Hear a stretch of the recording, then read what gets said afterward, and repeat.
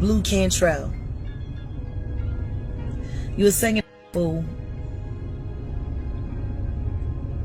and you made a choice to work with someone, and you probably didn't realize how nefarious he was. Did you Oh my God! And I don't care who he's dating. I always had a crush on him. Oh, you ain't no Beyonce.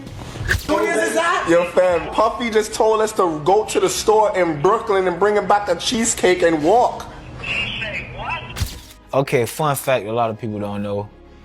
That cheesecake we went and got was for Beyonce. She was upstairs the whole time. Beyonce's ex-drummer of 7 years, she is seeking a restraining order against Beyonce. She's accusing her of dark magic, witchcraft, and basically controlling her finances. She's saying the Beyonce camp is put up a huge campaign against her. Have you ever wondered what Beyonce is really like when the cameras aren't rolling? Blu Cantrell just dropped a bombshell that could change everything we thought we knew about Queen Bey. Did Beyonce have a hand in ending Blu's career? And what secrets are hiding behind the flawless image she portrays? Blu Cantrell. You were singing fool, and you made a choice to work with someone, and you probably didn't realize how nefarious he was. To give you an idea just how bad it might be, Freddie P from Day Band just exposed a side of Beyonce that no one saw coming. According to him, Beyonce wasn't just involved in the infamous cheesecake incident with Diddy. She was allegedly the mastermind behind it all. Okay, fun fact a lot of people don't know. That cheesecake we went and got was for Beyonce. She was upstairs the whole time. But it appears that's just scratching the surface. Could it be that the same Beyonce we've admired for years has been hiding a much darker side? And what does this revelation have to do with Blu Cantrell's sudden disappearance from the spotlight? Let's find out. Freddie P has been speaking out against Diddy and accusing him of ruining his life. In 2022, he uploaded a video where he spoke about contemplating S since his forceful exit from the music industry. A lot of people don't understand what nigga I've been through.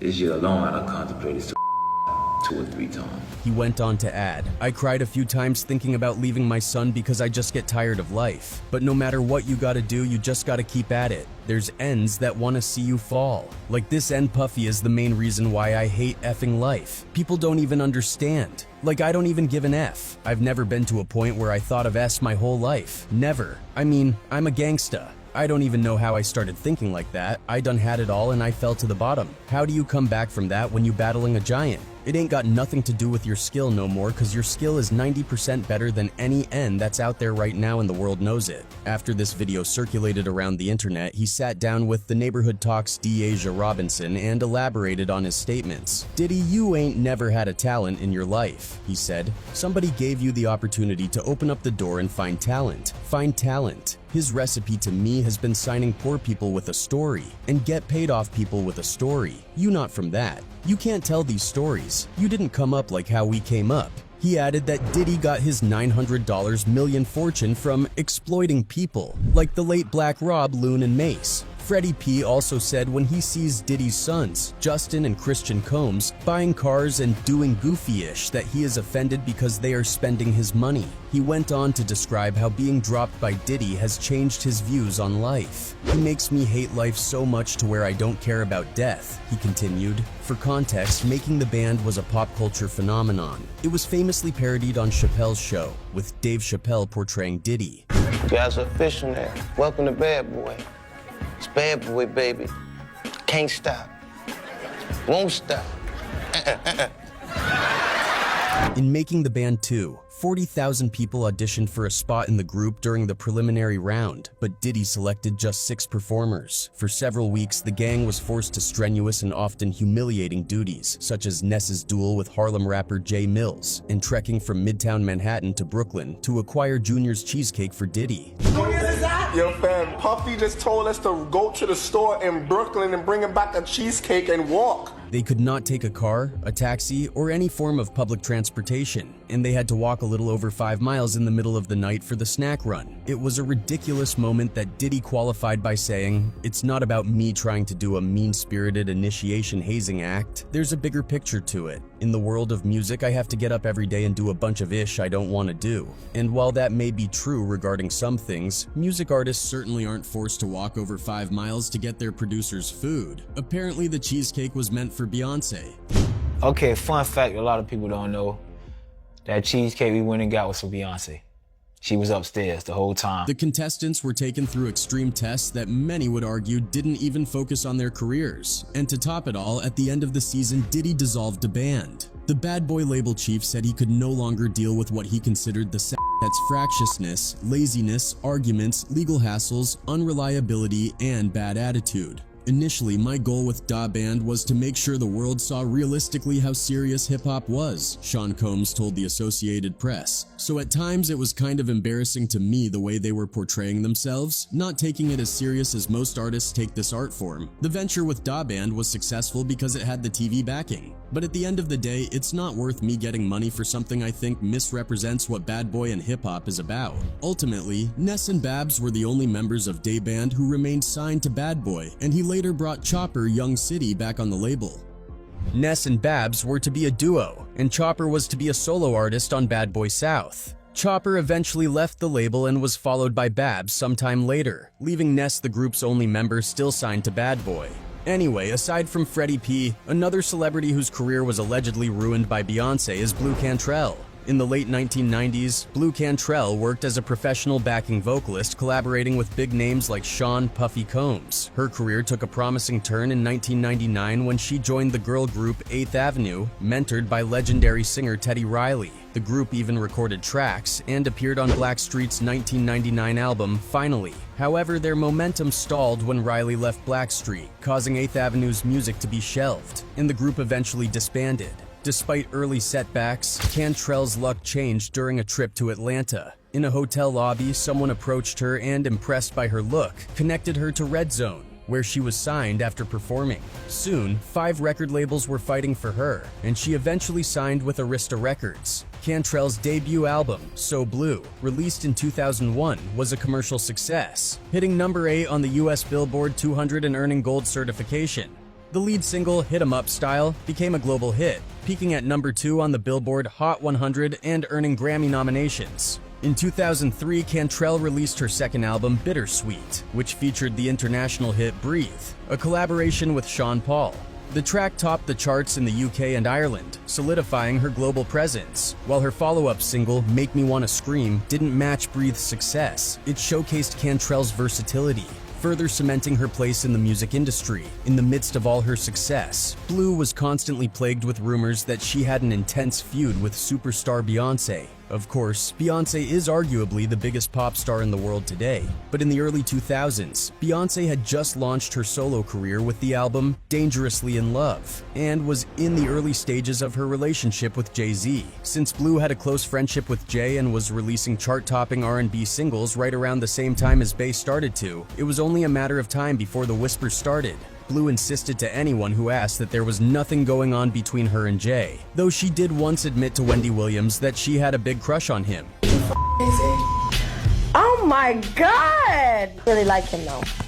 And I don't care who he's dating. I always had a crush on him though. Rumors of a feud were fueled even further when Blu pointed out the similarities between her songs and Beyonce's. Following the release of Beyonce and Jay-Z's music video for Bonnie and Clyde in 2003, Blu openly claimed that the video bore a striking resemblance to her own song's promo, Roundup, which had been released earlier. Speaking to The Guardian, she noted that the music video for Beyonce and Jay-Z's song Bonnie and Clyde looks an awful like the promo for her song Roundup, which came out first. If you really want to go down the wormhole, Beyonce whispers in the song signs, "I was in love with a Sagittarius, I've been hurt by a Pisces." And would you believe me if I told you that Jay-Z is a Sagittarius and Blu is a Pisces? Maybe she's trying to do it to get press, but I want to make her understand if she goes there with me, it's the wrong move, Blu warned at the time. She needs to understand what she's doing and what she's getting into. I'm a master at singing. The coincidences continued when Blu collaborated with Sean Paul on Breathe, only for Beyonce to release Baby Boy featuring Sean Paul shortly after.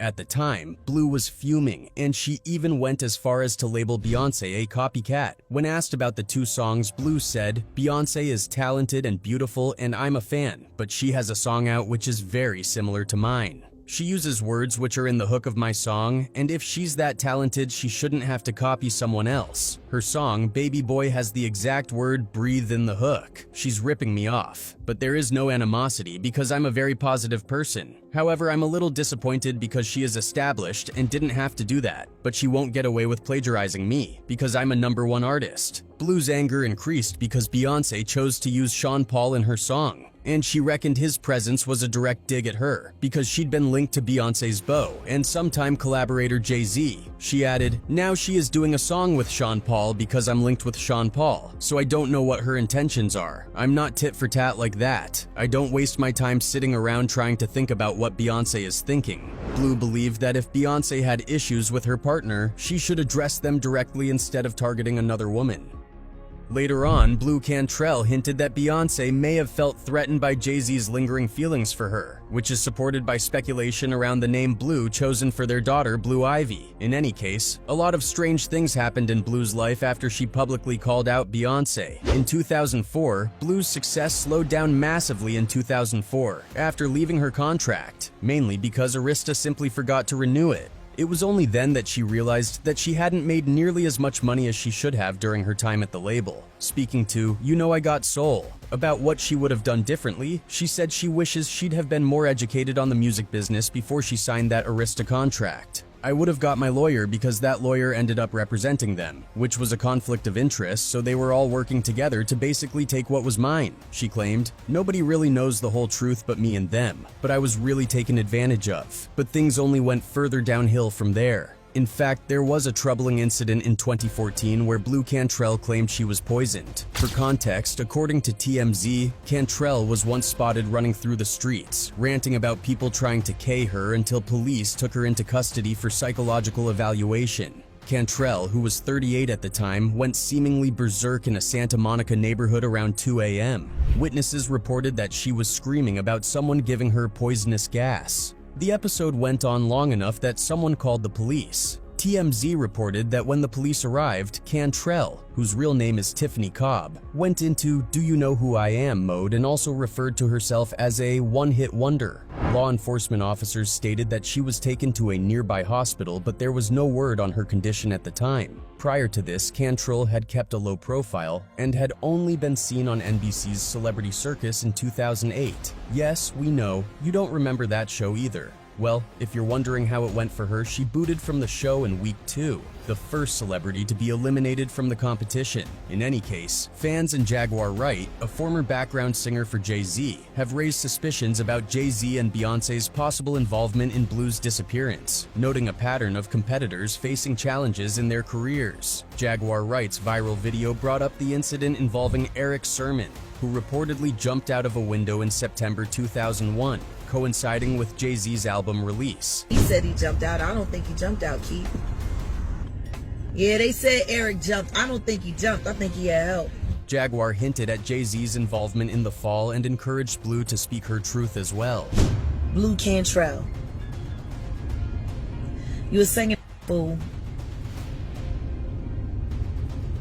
And you made a choice to work with someone, and you probably didn't realize how nefarious he was when you... Blu, it's time to talk. Meanwhile, fans are convinced that Beyonce and Jay-Z were allegedly behind Blu's downfall. Blu was first and she could hold a tune and was a strong singer. "I know Jay is behind her downfall," one fan commented. A second fan added, "There is no way Beyonce naming her daughter Blue Ivy is a coincidence, no way." As more voices like Blu Cantrell's come forward, the cracks in Beyonce's seemingly perfect facade are starting to show. Could it be that Beyonce's reign at the top of the industry has been built on more than just talent? Blu's revelations, combined with Freddie P's shocking testimony and the resurfacing of old conspiracy theories, paint a much darker picture of the superstar's rise to fame. Anyway, that's it for this video, folks. Bye.